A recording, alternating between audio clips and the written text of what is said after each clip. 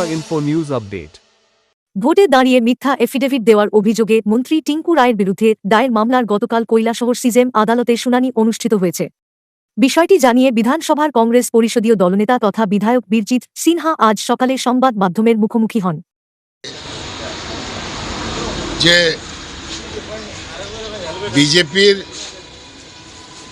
একজন চণ্ডীপুরের প্রার্থী বিগত বিধানসভা নির্বাচনে, পরবর্তী সময়ে উনি মিনিস্টারও হয়েছেন, কিন্তু দেখা গেল উনি নমিনেশন দাখিলের সময় যা বর্ণনা করতে হয়, সম্পত্তির হিসাব, শিক্ষাগত যোগ্যতা এবং কারোর বিরুদ্ধে কোনো ক্রিমিনাল কেস আছে কি না, কিন্তু দেখা গেল উনি তার শিক্ষাগত যোগ্যতা যে দেখিয়েছে এটা ভুয়া একটা ভোট, এবং এটা সিবিআই ইনকোয়ারিতে প্রমাণ হয়েছে এই ভোটটা ভারতবর্ষে নেই।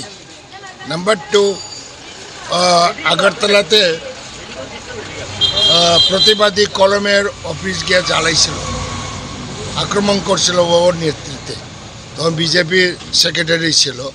এটা এখনও কেস চলছে। এটা কিন্তু উনি এফিডেভিটে বর্ণনা করেন। এফিডেভিটে বর্ণনা না করলে এটা গহিত কাজ, এবং আমরা ক্রিমিনাল কেস আমরা করেছি।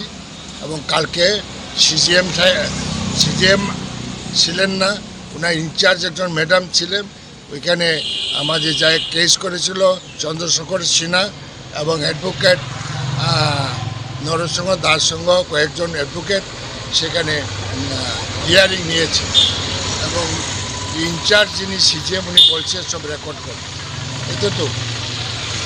এবং পরবর্তী সময় ওই সময় দেখছি ঊনকোটি জেলার এসপি দেখি জজ কোর্টে যাচ্ছে। To Tripura Info and press the bell icon so that you never miss any latest updates and news on Tripura.